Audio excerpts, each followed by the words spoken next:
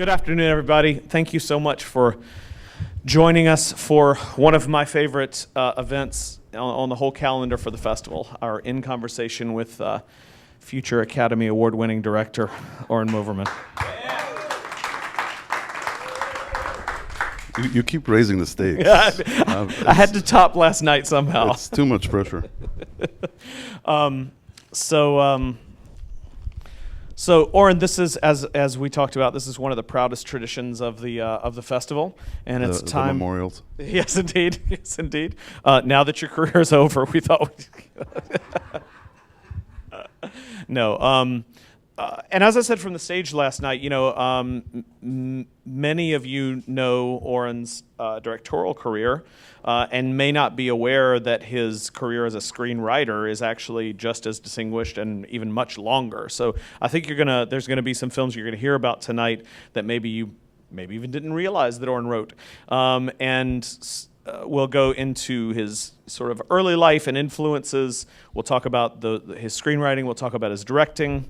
We'll ask him boxers or briefs. We'll have a good time, and then we'll have time at the end for your questions as well. So, shall we begin? Sure. My first answer is both. Nice. So welcome back to Sarasota. And before we get into sort of your life and career, maybe we should skip forward just to, in case anyone here wasn't here last night.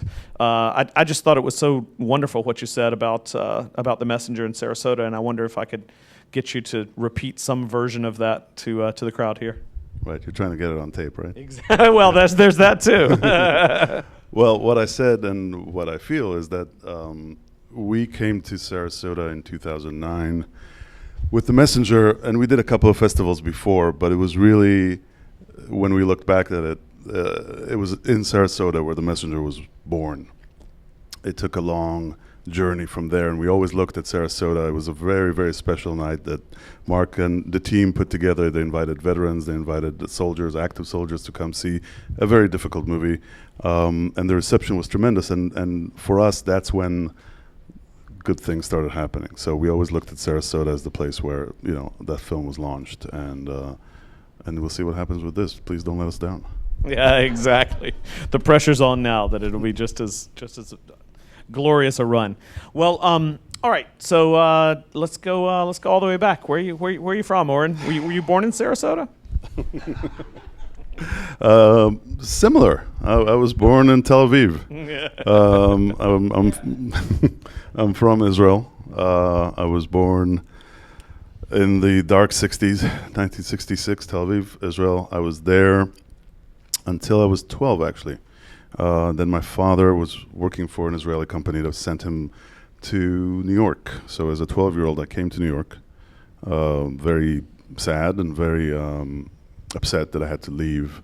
And then I kind of fell in love with New York and saw my future there. Went back to Israel, served in the military for a few years, and then got the hell out. At that time, I wanted to be a filmmaker, and I didn't really know what that even meant. But it felt like at that time, it's very different now, at that time in Israel, there weren't too many opportunities to become the filmmaker I imagined I was going to be, even though I had no idea what filmmaking was. So right after the military, a couple of months later, actually I had enough money. I got into Brooklyn College, got on a plane, went to New York, never looked back.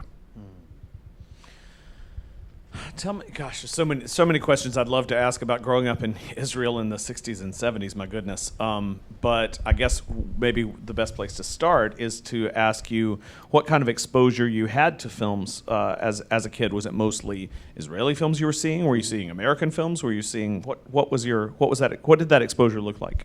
I actually had no exposure to film. And I have this very dramatic story about the first film that I saw, and I don't know how much of it is made up and how much of it is true at this point, but I checked with my mom and most of it is true. I saw my first film in school. I was 7 or 8. Back then in Israel there were black and white TV, one channel. Some of it was educational, some of it was Arabic, I didn't see color TV until I came to America, and I didn't see many movies. But when I was 7 or 8, they showed The Wizard of Oz at our school in the gym, which doubled as a bomb shelter, and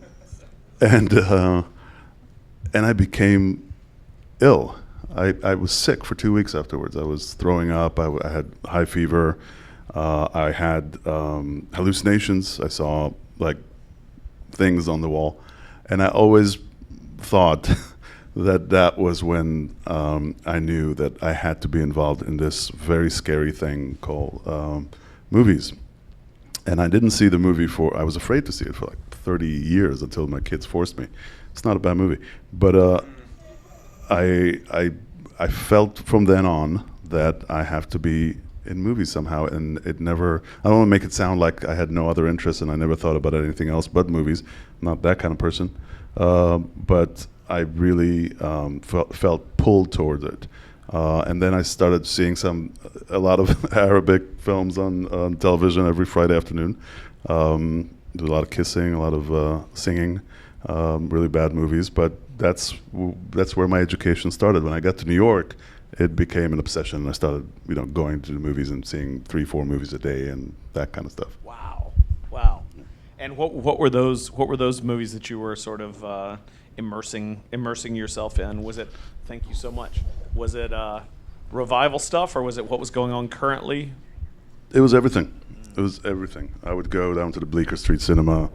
I would go to Theater 80. I would go up to Symphony Space. I would just everywhere. A lot of retrospectives. A lot of I remember one Fassbinder retrospective where I saw almost all the films that they were showing, and they were showing everything. Because I think he just died around then, in the 80s, 82, I think. Wait, Michael Fassbender died? I'm just kidding. Film German joke. director. Yes, of course. Ryan. Different spelling. Anyway, I immersed myself in film. I started reading about films, and I actually knew a lot about films I've never seen. And so I could really talk a good talk with the professionals. Yeah. And then I went back to Israel and kept dreaming about going to New York and making films. And when I got back to New York, I started working as a production assistant for free on movies, not getting paid, learning from the ground up. Yeah. What was your dad's work that brought him to New York? He worked for an Israeli bank. Okay, gotcha. And how did he, someone in a very traditional profession, how did he feel initially about you suddenly becoming movie guy, seeing 3 or 4 movies a day and saying, I want to be a filmmaker one day? I don't know if he noticed. It wasn't until a few years ago when the conversation got to it. But I'm not here for therapy.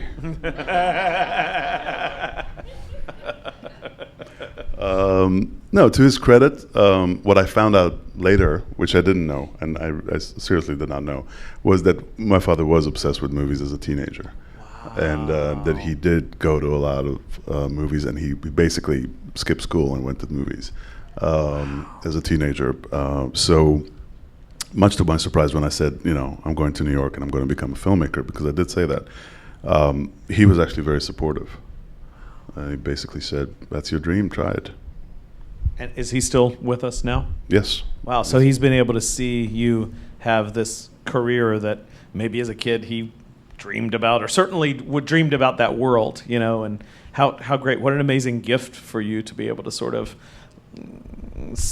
have him see his work on you as a child grow into this in some way. Yeah, it was very unexpected, because I had other family members saying, it's not a real profession, but nobody can really make a living.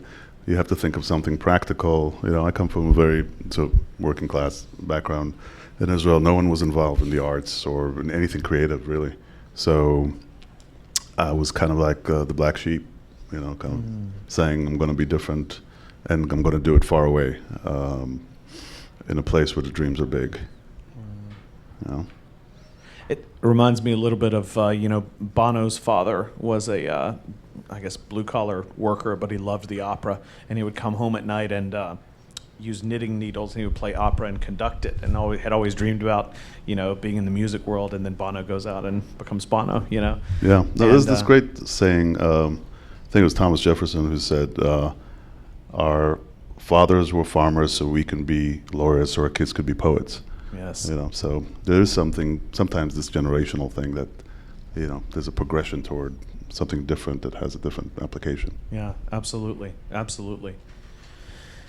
And then, so on a parallel track, I also want to hear about you sort of finding your voice, how early you found your voice maybe not found your voice, but found your calling or realized your calling as a writer as well. How early did that awaken in you? That was mostly an accident, actually, because I never studied screenwriting. I'm looking forward to it one day, figuring it out. I wanted to be a director, I basically didn't know what it meant, but I studied, I read a lot, I watched a lot of films, as I said, and bless you. And I basically came with that dream in mind and started filling that in. I got very, very lucky. I wrote a script based on some of my experiences as a production assistant, working for people like Louis Malle, John Boorman, on these movies. And I was lucky enough to get money out of France to make the movie. As soon as I say money out of France, you know how this is going to end, right? So it fell apart 3 days before shooting, and I never got to do it. But I had the script, so I started sending the script around. And it was never my intention to be a screenwriter. I was always sort of hoping, to get to directing. So I started getting job offers to write, and people hired me based on that script to write screenplays for them, and that sort of launched that part of it. And at a certain point, I thought, okay, I'm a screenwriter. That's a semi-noble profession. I'll just have a word for it, and that'll be it. And that's when the directing happened. And did that first script end up getting produced by or directed by someone else? No, no, it's never made. It's still out there. Yeah. All right. If anyone's interested. That's right. I know I'm going to be skipping over so much here, and I apologize, but there's don't worry about it. You can call me later. Yeah, okay. One of the things that distinguishes your career so far is that you are the evidence is in, and it is decisive that you are a writer who writes scripts that very talented, big name actors want to speak on camera.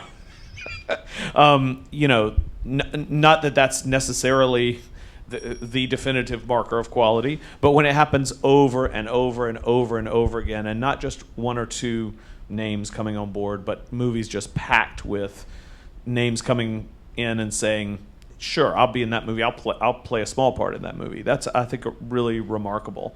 I believe, is Jesus' Son, was that the first script of yours that got produced? So as a rookie screenwriter, and think of him not as the Oren Moverman we know now. Think of him as just some guy named Oren from New York, right? And his first screenplay is produced. It stars Billy Crudup, who, as you know, seldom does anything. He's very, very picky with his parts. The supporting cast is, tell me if I'm missing anyone, Samantha Morton, Dennis Leary, Holly Hunter, Dennis Hopper, and Jack Black. That's for your first script. When you got that call and they said, "Here's the cast we have lined up," it's a shallow question, but I just want to know how it felt to get that call. It felt shallow. It felt like this is what it must be. Yeah.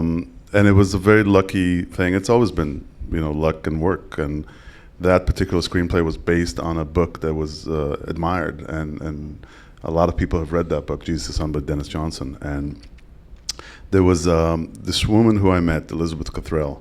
I met her when I was writing that script that fell apart ultimately.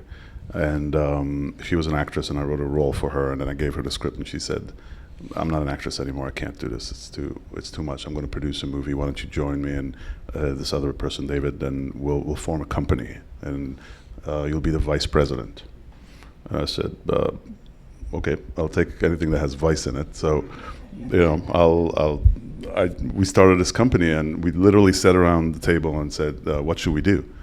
And I asked her, who's your favorite writer? And she said, Dennis Johnson. And, I thought he was a basketball player.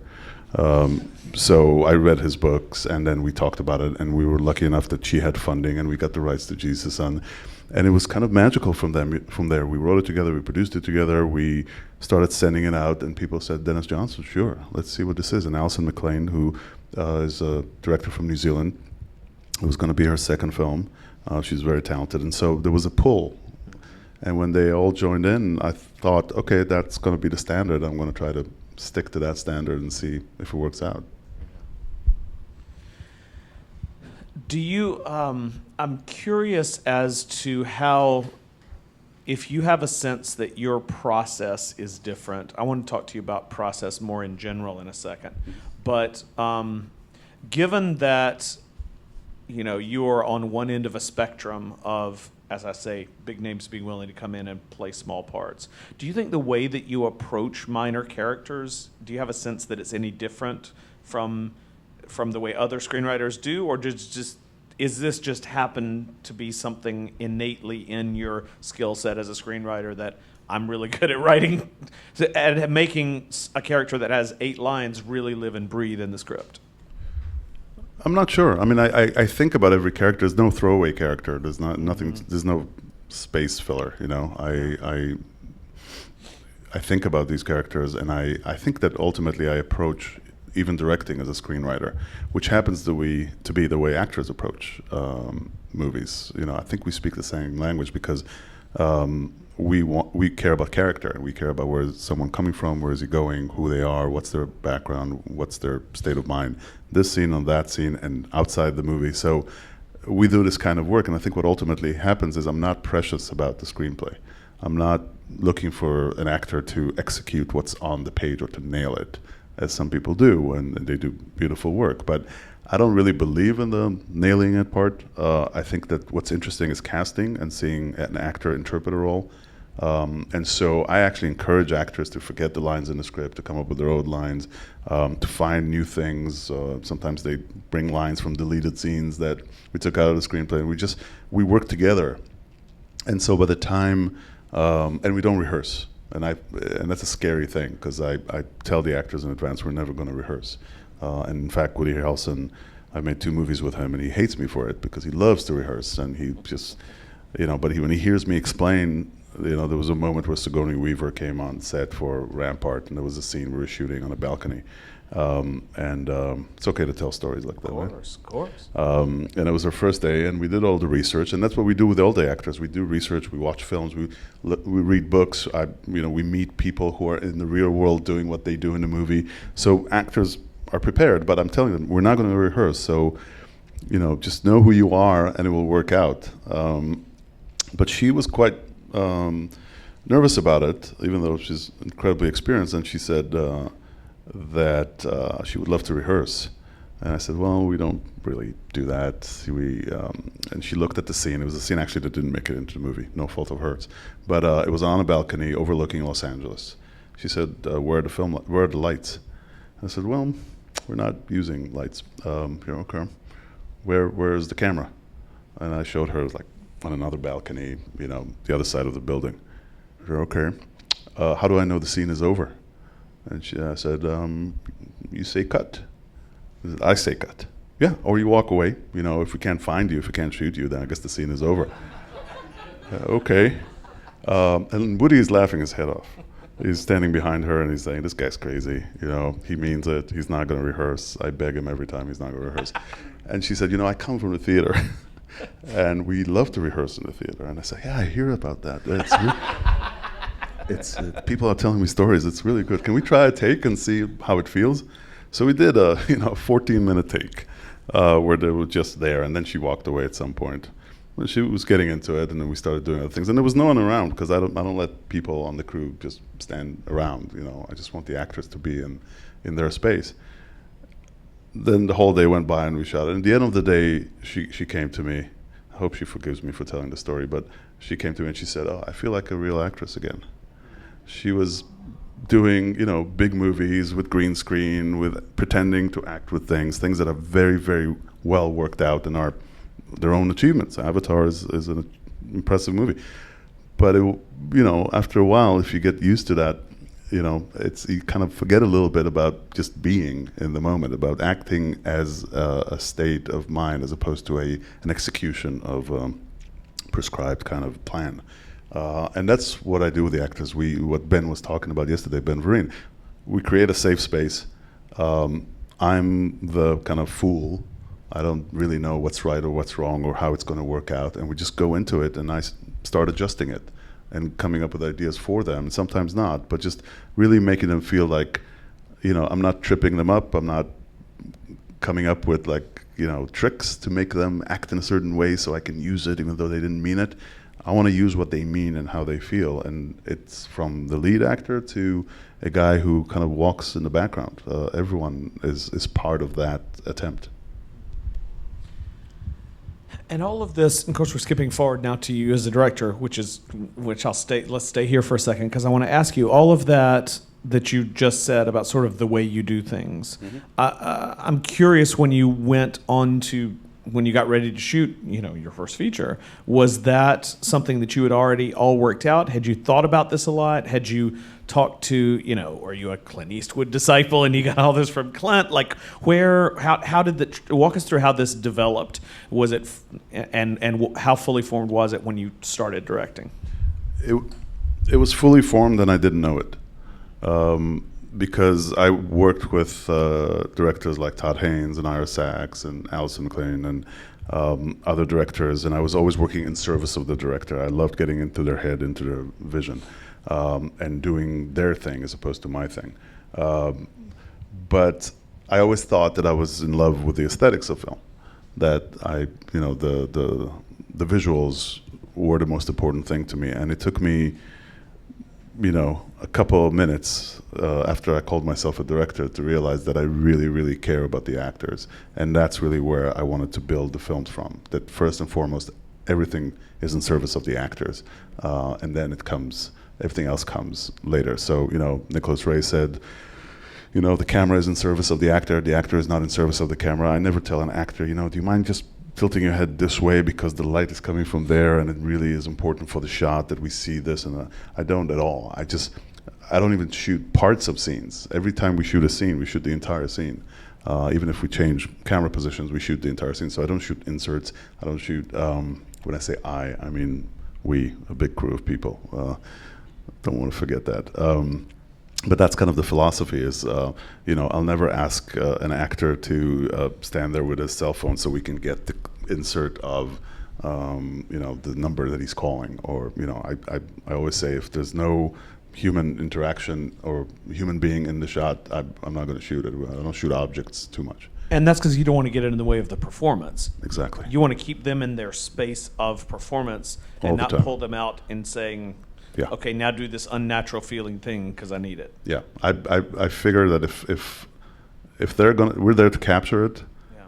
If they're gonna do something different, something interesting, as long as they are in the character and they believe that the character does this, then it's true. And if it's true, it's usable, and that's the film.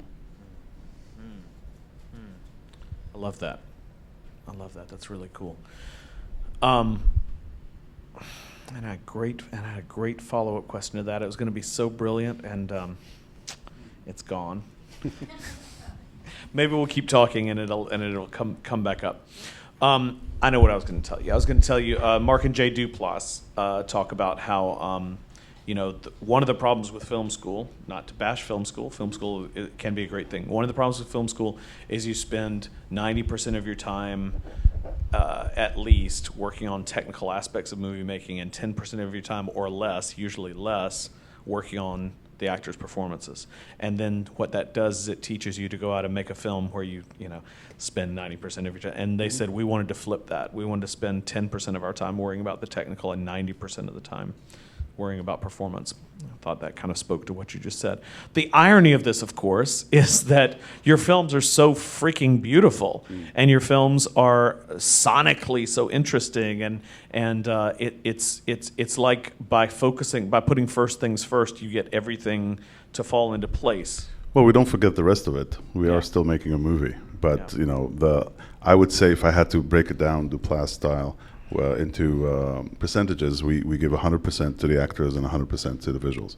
So we extend the percentage logic beyond anything that makes sense. But when you make a movie and you're a director, you're working with different departments, you're working with different people, and there's nothing that we're going to forget about. I work with Bobby Bukowski, the DP who shot the 3 movies that we did, that I did as a director. And I love him as an artist, as a person. He's a good friend, even though we met professionally. And we plan out the film, I wouldn't say meticulously, but extensively. We really talk about everything. We know what our inspirations are, but we don't go overboard. Rampart, when we started talking about the look of that film, and that film was shot in LA in a very distinct kind of way, and it was one of the first films that was shot on this new camera called the Alexa that is now dominating, but back then was new, back then 4 years ago. I had one image that I showed him. It's an image that I found online of a police car with the sun kind of hitting the window, and I played with it a little bit with the colors, and I said to him, I think the movie should look like this, but it was one photo. And we started talking about what that means, and we look a lot at photography and not at films. We usually, when we watch films, we watch them to see what we don't like about them, visually and aesthetically. But we spent a lot of time figuring it out and shot listing and working with costumes, with production designer, with really everyone to figure out what is the visual arc of the movie. But it's in step with what is the arc of the characters. Mm-hmm. Again, it's not leading the actors; it's following them. Mm-hmm. And then we come up with, just concepts and things that are a rule book. And then, in Rampart, for example, we thought it was a movie about an unhinged character, so we never locked down the camera, except for one scene. But then the camera is spinning like crazy. But so we would put it, even on a tripod, we would put it on a softball. And the job of the cinematographer, Bobby operates most of the shots, is to kind of keep it together. So there's a certain kind of jerkiness to it that's not purposeful. We're not trying to be cool with like these movements. It's just like we're just trying to keep the camera steady so we can get the shot. And of course, that's kind of echoing the character and what he's going through. In Time Out of Mind, we decided to not do any handheld, which we did a lot of in the 2 before. Lock the camera on zooms, long lenses, hide so people won't know that we're shooting a movie, and never move the camera. Let the whole city move around the character, but we're not going to interpret that in terms of movement until the very end of the movie, where having the only tracking shot of the movie to us felt dramatic and actually hopeful, because then there was purpose, because this is a movie about a guy with no purpose except getting to the next minute where he could deal with drinking or being hungry or needing a place to sleep. So that's really kind of like the guiding principle. It's like we try to understand what the script is. I approach it as a director. Even if I write the script, I look at it as someone who's looking at it for the first time as a director, and then we do the interpretation based on what the characters are. I hope this is not too boring. We're not getting too much into inside baseball about filmmaking, are we? Okay, good.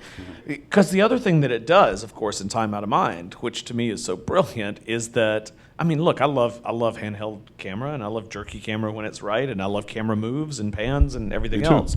But to me, and I don't mean to overly simplify the movie, and I hope I didn't last night when I presented it. But to me, so much about this movie is challenging you to just be there in the scene, and it's almost like any movement of the camera, it becomes more purposeful and more composed and more presentational. Whereas that still camera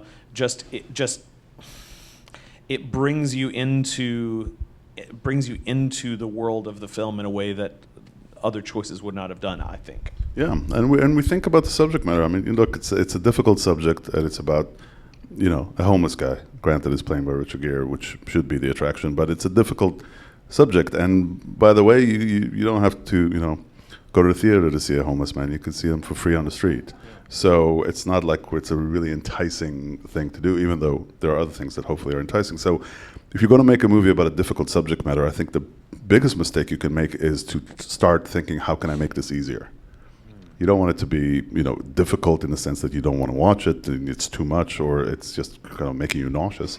But it's a cop-out to say, like, it's a difficult subject matter, and we'll find a way to kind of make it lighter and entertaining, and therefore it will no longer be a difficult subject matter.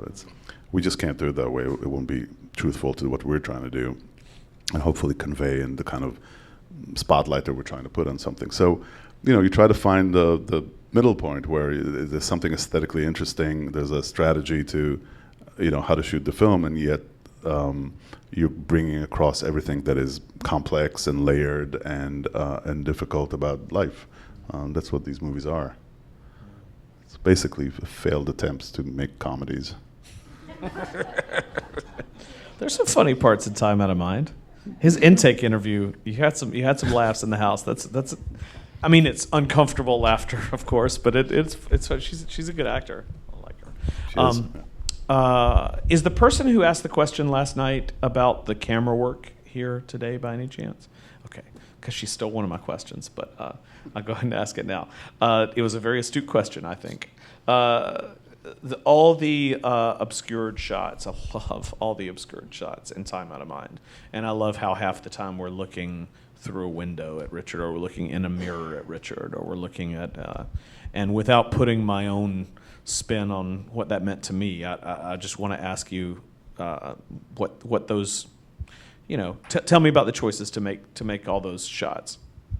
But I do want to hear what it meant to you. Well, I mean, part of it, as I say, part of my touchstone for interpreting this movie is that, to me, one of the things you're doing is trying to just continually put us in front of this homeless man and challenge us to actually see him, which we usually do not.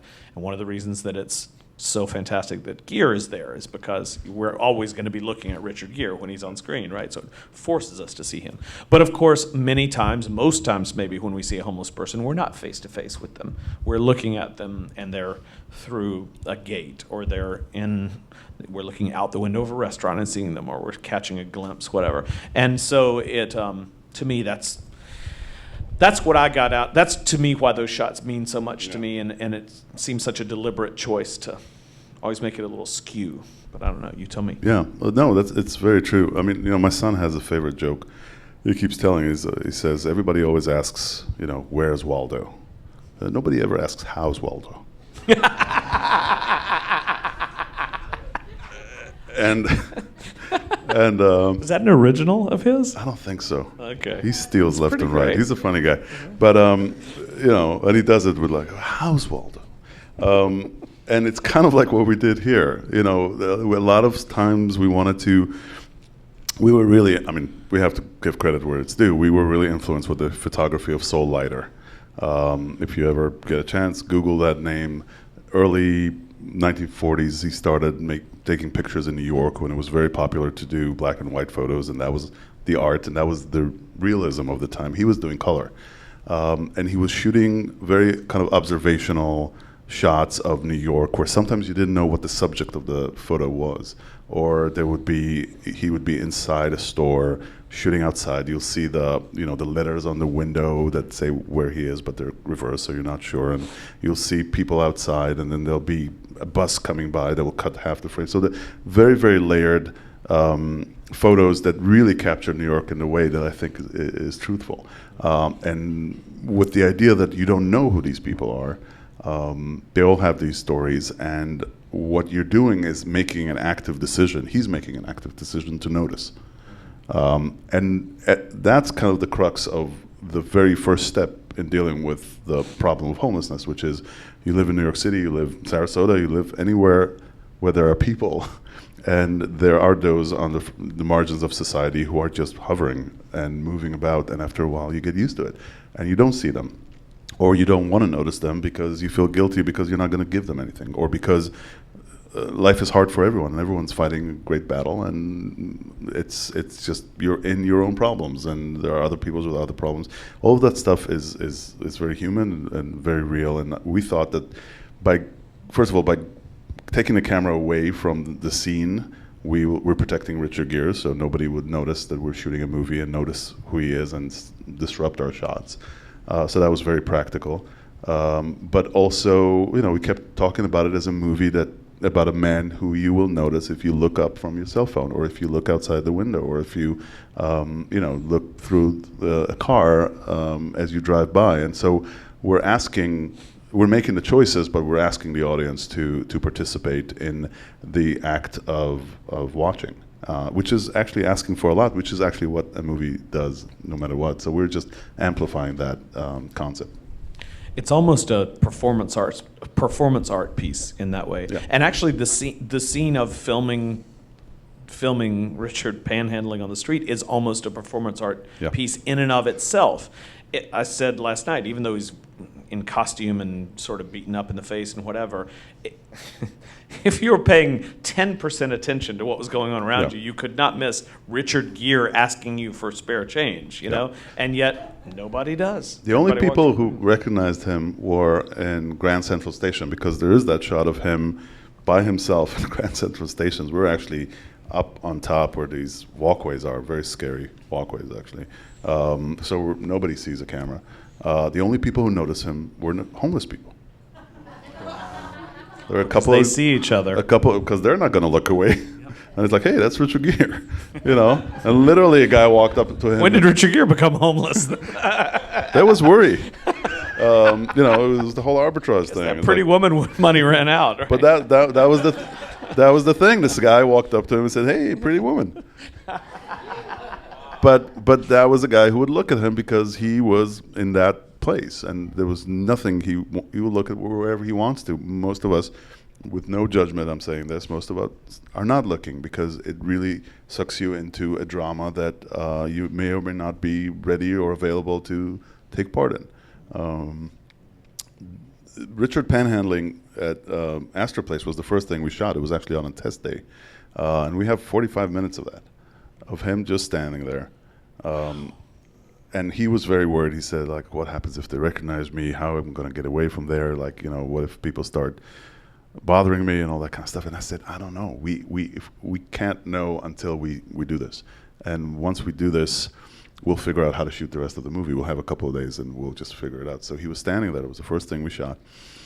And you can tell, we used like a minute and a half in the movie, but if you watch the 45 minutes, you can tell the growing alarm that he was experiencing as a human being, not just as a movie star, being in that position and realizing nobody sees him. And this is a guy who, and he talks about it very candidly, he's a guy who's used to people noticing him and saying nice things to him and wearing nice clothes. And at the end of it, he was really shaken up. And he said this was an unbelievable spiritual exercise. And now I understand why, there's a certain tradition of Buddhist monks where they have to go beg for 2 years. He said, I get it now. And he was really, it set the tone for the rest of the movie. He became this monk almost in the scenes. It was not a big budget movie, although it was comfortable and I can't complain. But he didn't have a trailer or anything like that. In between takes, he would sit in his car, or in his rented car that we had, and just next to the set as we were gearing up, and he would drink tea and meditate and read the newspaper and just be in his own world. And then he'll walk out of the car, do the scene, and then walk back in. So he was in this very unusual space where he felt very humble about what he's walked into. Plus, he was, living a dream of his, which was to do a movie like this, playing this kind of character, which he tried to do for a long time. So it was just, the convergence of a lot of good things happening, a lot of lucky turns, and we also had only 21 days to shoot the whole movie, so it went by fast. Wow. Well, we could have done this whole hour just on time out of mind, but I do want to also get to a second film that you're involved with that is here at the festival, called Love and Mercy, which is the Beach Boys I keep wanting to say Beach Boys biopic, but I'm fully aware that completely gives people the wrong impression of what this film is. It's a film about two stories about sort of Brian, and correct me if I'm wrong here, if I'm not describing it well, but sort of Brian Wilson's descent into serious mental problems during the making of Pet Sounds, or his beginning of the descent into serious mental problems.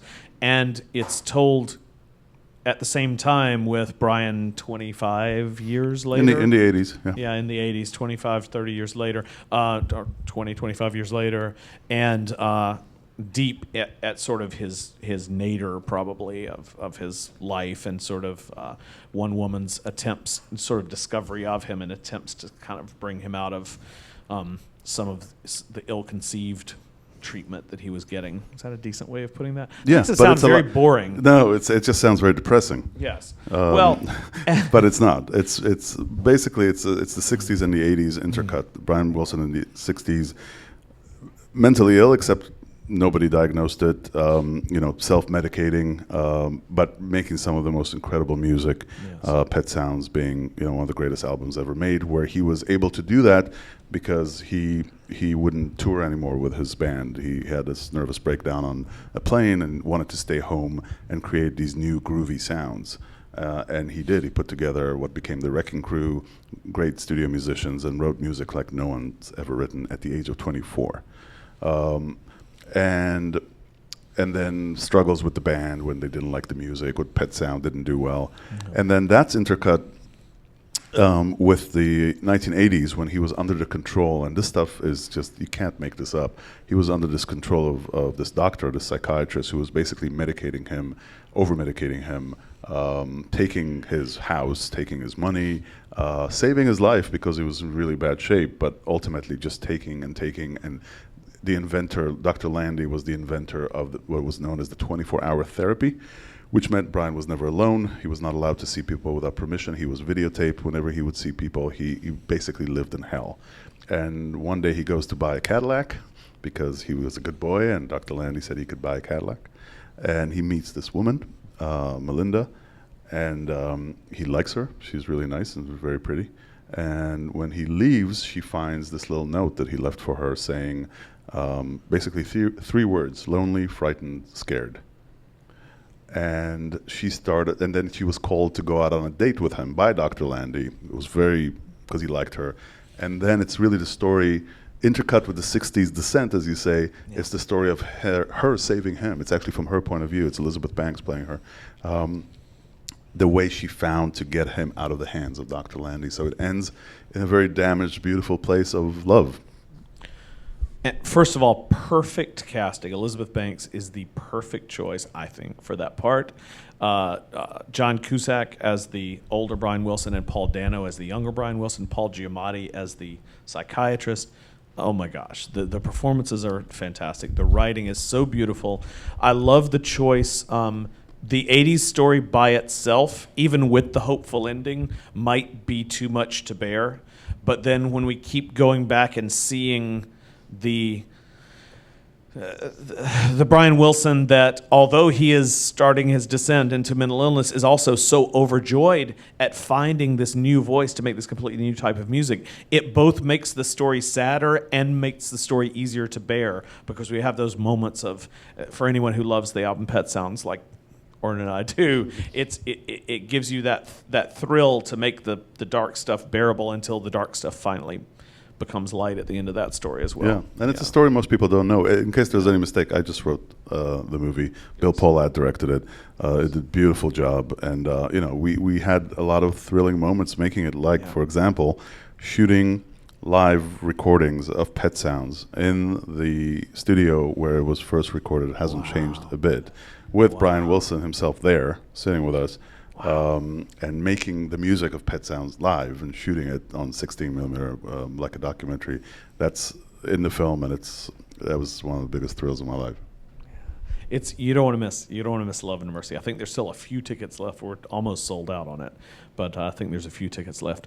And I won't go back and try to reconstruct everything we missed, but because we're on the subject of music, which I know is near and dear to your heart, I do want to hit "I'm Not There" as well, because this is of course, the Todd Haynes directed Dylan movie that Oren and Todd wrote together. But it's funny, people always refer to that as the Todd Haynes Dylan movie, and I always say, no, that's the Todd Haynes and Oren Moverman movie, because the performances are fantastic in that movie. The camera work is great, whatever. But what's truly revolutionary and visionary about that film, I think, is the script, because Dylan has always been someone who self-consciously did not want to be defined and wanted to present lots of different facades rather than one consistent persona.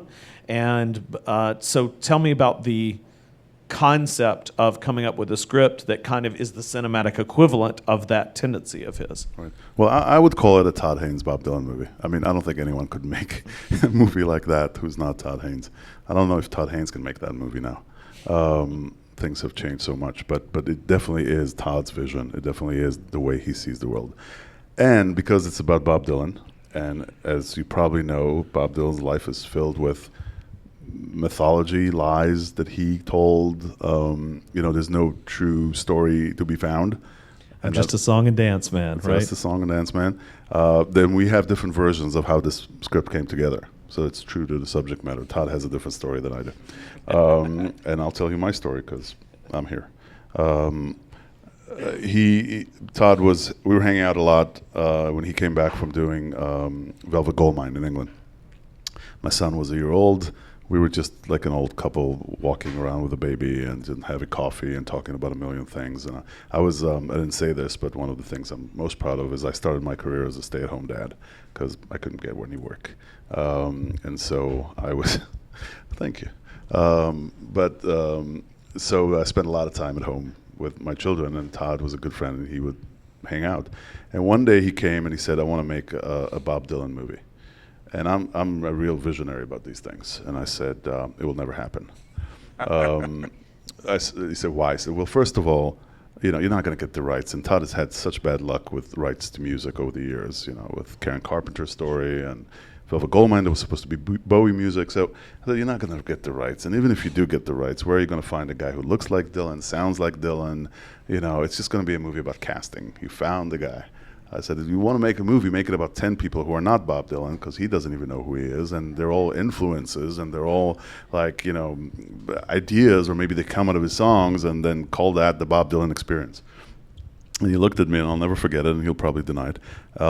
And he said, and my only witness was a 1-year-old kid, and he said, that sounds like a Todd Haynes movie. So he wrote up this one-page synopsis. They sent it to the Dylan people. And they said, that's the movie Bob Dylan wants to make. People have been trying to make movies about Dylan for 40 years, and he's always said no. But this sounds like a concept that fits the mind of Bob Dylan. So, but he liked it so much that he said there should also be a theater version of it. And it's kind of hard to believe right now, but back then, this was the end of the 90s. It took a while before we made the movie. Dylan was really worried that people are not going to remember him. And this is my interpretation. But I think he was not, in the mainstream anymore. And I think he wanted a live theatrical version where people would come out and sing his songs and keep them alive, because he's been on the never-ending tour. He's keeping his music alive by being by going on the road, and basically he's going to die on the road. But he wanted a theatrical experience as well. So I got the call from Todd, and he basically said, "Okay, guess what? You are you're in the theater now, and you're going to be writing a theater version of our movie." By then, Todd moved to Portland, which has something to do with his version of how the movie came together. And I flew to Portland, and we sat down for a few days. He had a lot of the characters in his mind already and written down, and we came up with a theatrical version of the movie that is going to be the same characters, but the stories will be all mixed up. So they won't have the same stories that they had in the movie. I started working on that piece. It took me 12 minutes to realize that nobody cared about it, and it was never going to happen. And nobody knew about theater. It was just a way to get the movie going. And then Dylan met Twyla Tharp and asked her to do a Take Me Out version of his music that became The Times They Are Changing. It took 27 times for that change to come, and it shut down. And that was the end of the theater experience. And I just went on with my other work, and then I got a call from Todd saying, I need you to come back to Portland and work with me on the script and finish it up. He's been, working on it for a long time, and he had hundreds of pages, and it just couldn't make it work. And so I went back out there, and within 3 months, we were ready to make a movie. That's great. If there's anyone who has not seen this film, you need to make sure and see it if you're a Dylan fan at all. It's pretty fascinating. But you may not want to watch it sober. That's true. That's true. It might be enhanced by enhancements. You have gotten to a position now, based on the excellence of your work, both as a screenwriter and as a director, that you have a little bit of juice to decide what projects you think are important to do and what projects you think are interesting. Tell me about, over the next 10, 20, 30, 80 years of your career, tell me about, you can be as general or specific as you want. Tell me about what's important to you. Tell me about what you're aiming for. Well, I don't want to sound like a whiner, but I don't know that there is another movie. I mean, things are tough in the independent film world, and financing is difficult, and a lot of people out there trying to make movies, and it's really, really difficult. And things have changed. There's so much going on television, so much drama on television, so much work on television that people are moving over. And in television, when I say television, I mean television and the internet, because they're becoming one thing, and that's the future. And theater owners and independent filmmakers are struggling with the same problem, which is, how to make these movies and have them in theaters. So I don't know, every time you start, it's a struggle. And I tend not to write scripts that are just, straight down the middle or pure entertainment, although I should at some point learn how to do that. And so every time you don't know, and I keep saying this thing that I really mean, which is when somebody says keep doing them, or what's your next thing, I always say, well, I'll do this if they'll let me, because somebody has to let you do it. Movies are expensive, and you have to find financing, and I've been very lucky to have producers and people I work with who are able to do that for me, and to write stuff that actors want to do. But I'm not counting on it lasting forever. So 2 years, 5 years, 80 years, I just want to be alive, and I would want to try to make movies that have some connection not only to the world or the things that are really happening or have meaning, but also that where there's freedom to do them. And I've been very lucky again with these 3 films. These are my cuts. There was no one ever telling me what I could or couldn't do, and if they were, it was an argument that I tended to win. Only because I'm from Israel and we're very tricky people. But I don't know if it's going to keep going. I have final cut on my movies, and I don't know if they'll, the economy of these movies are separate islands. It's like every movie is a product of its own economy. And so maybe at some point they'll say, well, you haven't made enough money for your investors, and we don't think you're someone to invest in. This is being recorded, right? But maybe they'll say that, and that'll be the end of it. And then I'm trying to do some things in television, because that's where you can reach large audiences now, and that's the idea. It's not really about being precious, about being in the theater and not having people watch your movie on an iPad. It's fine. Anywhere we can get to people and communicate with them will be great, and it'd be foolish not to recognize that the future is on personal screens. And so what does that mean, and how do you make something that has meaning within that arena? That's kind of the challenge of the moment. I was hoping that last question was going to be some big inspiring, moment, but I guess. Oh, and I'm going to do Superman 3. There you go. All right. So I will end my portion of the afternoon there, and I'm sure that there's some people that have some questions to ask Oren. Yes, right there. Say about the last scene. For one, oh, sorry. Hi. It was so poignant for the whole ending was he stayed in the left edge of that frame. And I'm, first of all, wondering how many takes did it take? And it was so beautiful that she came out and that movement coming and going. He was on the edge, which was the poignancy of the whole film. And I want to cry. It was so beautiful. And that she came out, said, there's still hope. It was such a beautifully hopeful moment. And what a beautiful way to end that film. Thank you. Yeah. Yeah, I mean, that scene, there was a lot of thought put into it, because it was the last scene of the movie, but also because the way, you're right, he's on the edge. It was actually the only scene in the movie where we controlled the streets. If you notice, the street is completely empty. There are no cars, there are no people, except one person who walked out of a building in the middle of the block with a dog, and that was great, it was free. But it was going to be very different from the rest of the movie. It's quiet, you hear the traffic. And originally I wrote that scene, and he was just walking away, and that was the end of the movie. And I forget who it was, but somebody said, or maybe everybody said, come on, man, give us some hope. And I said, hope? What are you going to do with that? Whoever thrived with hope, it's the most untrustworthy emotion of all. But of course, it had to be hopeful. It couldn't just end in that. So I thought of her coming out, but then I thought, there's this guy who's sort of her boyfriend or one of her boyfriends who, at the end of it and having a daughter, this would be meaningful, I think, to people who have daughters, is you always want her to choose the dad over the boyfriend. So, he walks in, but that's not where her mind's at the moment. She really is pulled to get back involved in the life of her father. And that's really, if there is an idea of a solution to the problem, because I wouldn't be so arrogant as to say I know how to solve the homelessness problems, but if there is a solution, it's embedded in family and community, in caring, in paying attention, in going after the problem, and that's kind of like what the ending is saying. The other thing I want to say is, you've been on both sides of the camera for over 35 years. How can I come and be a PA on your next film? I will do anything. Give me a call. I think we first need to find somebody to write a check, apparently. So if anybody else here wants to volunteer for that, we can make something happen here. All right, who else has a question for Oren?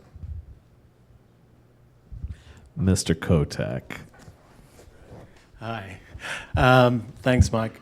I kind of love that you're the one doing this, because not only are you a wordsmith, but your own visual strengths kind of put you in a great space to be talking to Oren, who obviously is so skilled at both those mediums as well. Oren, your films really do make us hone in and stay paying attention to difficult subjects or difficult moments. The Messenger being kind of case in point out of the gate, where a lot of films don't deal with that subject matter well. They deal with someone turning up at the door and we kind of guess what happens next. And you forced us to kind of watch that through and see the real true life implications of that relationship between the person delivering the message and the person receiving it. Similarly, from the film last night, you're making us watch something that we would very swiftly push to the side, even those of us who are most conscious about the people that are on the sides of the streets. So it was interesting hearing you talk about television. Obviously, David Fincher with House of Cards and all these brilliant people are turning to television to explore themes over the course of time, and that can be extended. If the first couple of seasons are successful, they go on to a third and a fourth. Is there a topic that you find, and do you find that these are topics that are difficult for you, which is why you want to explore them in film, or do you just think that they're difficult for others and you want to show them how difficult it is for them and force them to watch? That's question number one. And question two, is there a theme like this that you would like to show over the course of many episodes on television, something that you want to keep people focused on and focused on and focused on over the course of 11 or 12 episodes or more? Problem with me is if you ask two questions, I'll only remember the last one. So I'll start with that. I've been developing a show at HBO with a really close friend of mine, Tony Swafford, who wrote Jarhead, about a veteran coming back. And it's a show about coming home, reintegrating into society, subject matter that is completely ignored in a serious way by television and is at the heart of what this country is, and for some reason been pushed to the margins. And that's something that I care about a lot and I've been involved with a lot. And I can tell you that it's so difficult, and not because the people we're working with are not good people. They're great people and very well-meaning. But television works in a certain kind of way. Everybody says it's the new golden age of television. I think it's the new golden age of audiences. There's a lot being made because people will get excited about it, and it becomes something to watch, something to talk about, something to binge on. It's really kind of fitting very nicely with behavior that happens now in other things in life, and it's right there. It's wherever you go. It's at home. It's on your iPad. It's on your computer. So what all these shows are ultimately competing for is your attention and your ability to come back. And I have to say that it's really a difficult thing to ask people to keep coming back to someone who has experienced PTSD, has experienced military sexual trauma, has experienced traumatic brain injury, all these things that are huge and important and are right there if we pay attention to them, and we're not. And I'm not blaming anyone for not doing that, but it's just the reality. The military is marginalized in this country. So we're trying to crack it. And it's been 3 years. And we haven't given up, and HBO hasn't given up on us, which is amazing. But it's difficult. It's difficult to make shows that have to adhere to a certain level of entertainment and still be about meaningful things. So, if it wasn't difficult, everybody would do it. So I guess I should be grateful for the fact that I've been allowed with Tony to try it. We'll keep trying it, and hopefully we can get something like that on the air. But that's what I would like to do in television. I basically f things up. If you give me something that has great potential to be wonderfully entertaining, it will go dark, it will go uncomfortable, it will start being demanding. There's a word in Hollywood that they use a lot, which I'm never sure what it means, which is intense. It's really intense. He's really intense. I would like to think that means intelligent, but it's a different spelling. So I stay in the intense category, and if you ask my kids, I'm a very silly person, but in my work, I'd like it to have some meaning. It's very selfish of me, but that's what I like to do. And do you personally struggle with sort of how to deal with, on a personal basis, with the homelessness issue? That was basically kind of what the first question was, right? Yeah, I think it's a really difficult situation, obviously, and it's something that we have to judge our society by, the way we treat the people on the margins, not just the homeless. It has to do with veterans as well, and many of homeless people are veterans these days. But I know that the biggest problem we have with homelessness is that if you're an individual who cares, you know that there's nothing you can do about it because you're an individual. So ultimately, there's nothing we can do if we're all staying in our personal space of this is hard. And I'm someone who walks around with a lot of change, and I just I don't use change for anything. If I get change, I use it just for homeless people. And I talk to them and I try to hear their stories because I'm a thief and I steal stories. So that's what I do. It's part of my job. But I can't solve the homelessness problem. You can't. Individuals can't. So we need a way to start a conversation that will create a community around how do we deal with this problem? How do we make this better in Sarasota? How do we make it better in New York? How do we make it better anywhere? And it's, by the way, not just the United States. It goes to displaced people everywhere else. It's big. So one of the things you can do in this world is try to communicate through a very, I hear, popular art form known as movies. And that's what we tried to do. And we were lucky enough to have someone like Richard Gere sort of spearhead this whole idea. And, we're going to try to screen this movie in Congress. Richard is going to testify, hopefully, in front of a House committee. They'll talk to politicians, talk to the mayors. We're going to San Francisco and we're doing a screening and going to places where homelessness is a big issue and on a large scale. and just trying to create the conversation. And once it's created, hopefully we can just step aside because we're not the experts, and I'm definitely not going to pretend that I can bring anything to the table other than a spotlight, which is what a movie is. Well, you've done a great service in bringing that spotlight to it. It's a great work of art, and we share your enthusiasm and hope that it will have that impact. We're confident that it will. Thank you, and I want to thank you for. Thank you. But I also want to thank you and Mark, and it's an amazing thing what you did here, and you have a festival that I'm going to kiss up a little bit. It's an extraordinary festival because I don't know if you guys are aware, but Sarasota is a small town, and most festivals that happen in small towns, they're a weekend. They're an extended weekend. I'm not putting them down, but you guys are going for it, and you really are bringing out independent cinema in a way that very few festivals do or can. And it's a great service. It's a service for your community, but it's a service for independent cinema. And as I said, we're all kind of fighting a big battle in that arena now. So I'm very grateful for what you've done, not only for this film, but really in bringing in so many interesting filmmakers and interesting films, and just keeping issues part of what movies can do. So thank you. Thanks, Oren. And thanks for coming out. We really appreciate it. Oren Moverman.